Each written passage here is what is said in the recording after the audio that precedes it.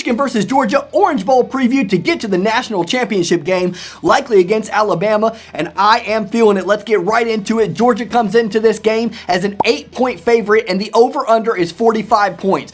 Boy, do I love that as a Michigan fan. We have been underestimated plenty of times this season, and over again, we have covered the spread and then some in a big way. I think we're 10-3 against the spread this season. Make that 11-3 after this game. Not only are we going to cover the spread, we're going to win this game outright, and I'm going to tell you why. You know, they got the over-under as 45 points. That means that they think the score is going to be like Georgia 28-17 or somewhere around that range, and that's just laughable to me. 17 points is pretty much what you're giving Michigan credit for. The most any team has scored against Georgia all season long outside of the Alabama game was 17 by Tennessee, and if you don't think that Michigan has a better offense than Tennessee, you are out of your mind and you straight don't know football. Michigan this season on offense scored 38 against Wisconsin. That's one of the best defenses in the entire nation. And then the last 3 games of the season, when we were really clicking on all cylinders, in fact, I wish we could have played Georgia right after Iowa because we were really rolling. We scored 59 against Maryland, and then 42 against Ohio State, and 42 against Iowa. I said it in a previous video, Iowa had not given up more than 28 points in 37 straight games. So don't tell me about how bad their offense is and this and that. That might be the case,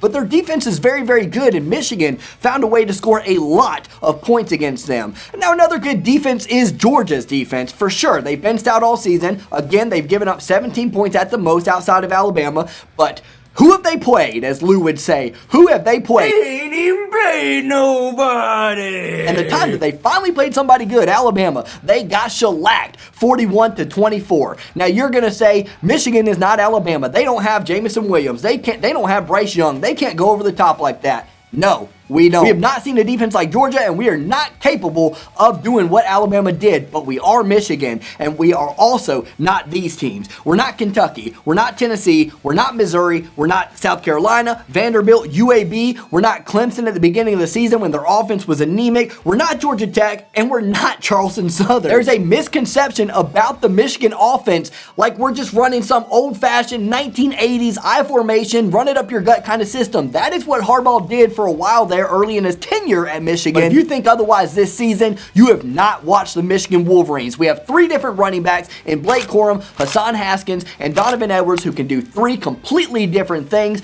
Some of them are shifty. Another can catch the ball out of the backfield. Hassan Haskins is going to make you pay each and every down, and he's going to get the extra yardage over and over again. We run men in motion. We pull tackles. We are very, very good blocking on the exteriors with our receivers and with our tight ends. We can hurt you on the inside with Hassan Haskins. We can hurt you on the outside with Donovan Edwards out of the backfield. Again, we force linebackers to really, really use their eyes and read and react, and you know, that's not always the case on every single play in and play out. We really force your hand on that side of the football, and by the time you actually start to figure out our running game, you get kind of greedy and you start to creep up a little bit. And the notion that Cade McNamara can't throw over the top and our receivers can't get open is absolutely false. We have a very, very reliable set of receivers in Roman Wilson, Mike Sainristil, Cornelius Johnson, AJ Henning, Daylen, Baldwin, and Andrel Anthony. Man, those are a lot of guys. There's a lot of talent. We're very, very deep in that position. They're very much underrated. They all catch the ball very well outside of maybe Cornelius Johnson, but he's figured it out as of late.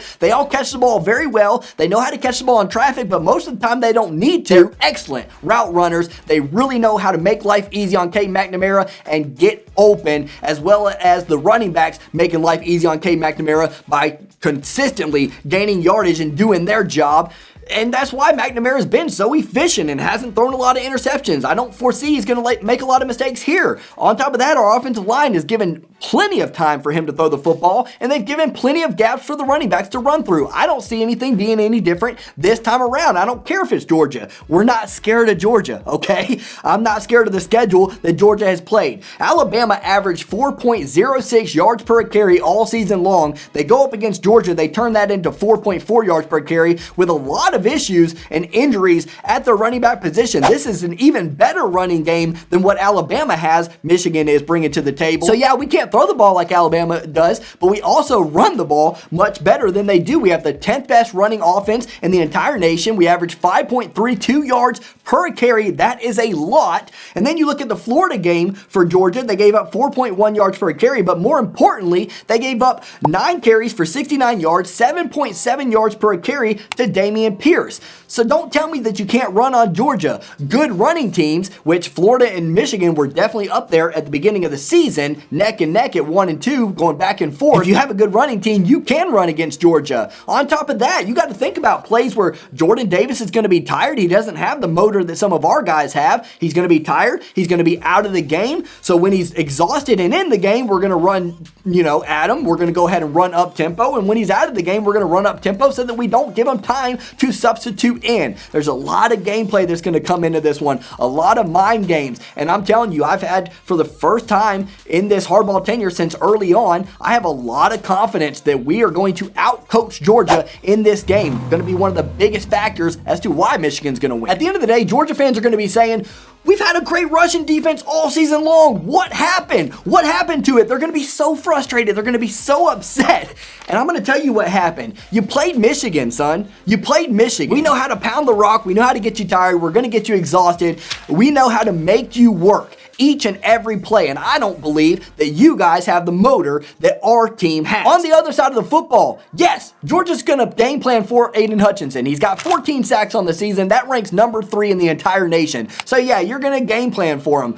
But I'm going to tell you 3 reasons why it doesn't matter how much you game plan for the guy. He's still going to be a factor in this game, whether he's getting sacks or not. The first reason is the obvious reason, which is that David Ojabo, playing on the other side, has 11 sacks, which ranks 10th in the nation. He is just as capable as getting to the quarterback as Aidan Hutchinson is if you overplay Aidan Hutchinson and really come up with a game plan. You take your running back and block Hutchinson. Good. Fine. That's good. David Ojabo is going to come around the corner and do the exact same thing. There's another problem with that. Number 2 is that Aidan Hutchinson, like I was talking about with the motor, he goes 110%.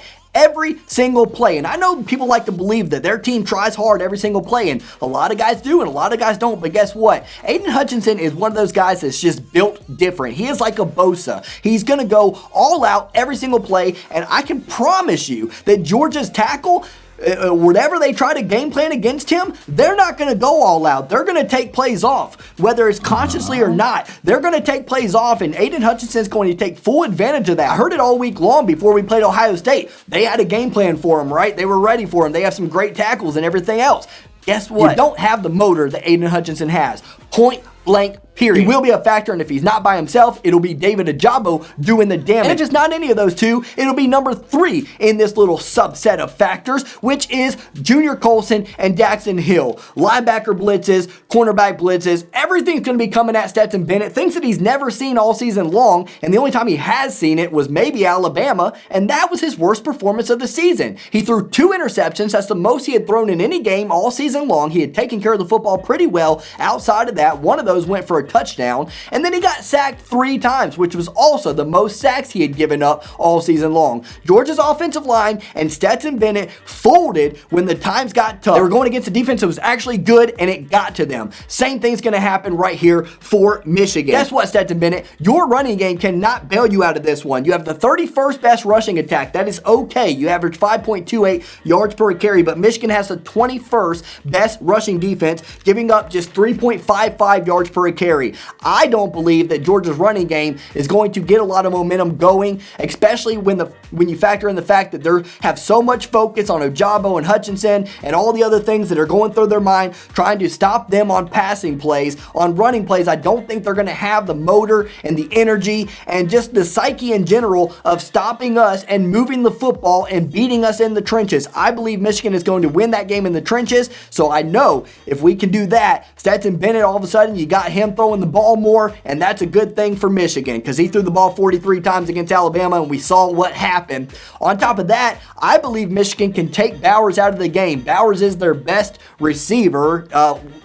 if George Pickens is not 100%. He's their best receiver, and he's a tight end. I believe that Josh Ross can guard him and take him out of the football game. Tight ends are way more susceptible to being taken out of a football game than is a receiver who's quicker, has more of a skill set, more tools to get open, all that good stuff. We can take Bowers out of the game. We take the running game, and all of a sudden you're making Stetson Bennett complete passes to his wide receivers, which is an NFL-type quarterback. I don't think that Stetson Bennett is an NFL-type quarterback. Call me crazy. Call me crazy. 5 things that are going to happen in this game. These are just predictions for fun. Let's get into them. I think Michigan gets a lot of red zone stops. I think the red zone is going to be the big factor here. That's kind of cliche. It is what it is. But we were very good in the red zone against Iowa. We were very good in the red zone against Ohio State. I don't think that's going to change any going against an offense that is not as good as Ohio State's. I think David Ojabo is going to get a strip sack. He's been good at it all season long. Hopefully we recover it. I think that will happen for him. I believe Michigan ups the pressure. Same concept that I had when we played Ohio State. The Ohio State fans thought that I was crazy. Michigan's going to put a lot of pressure on Stetson Bennett because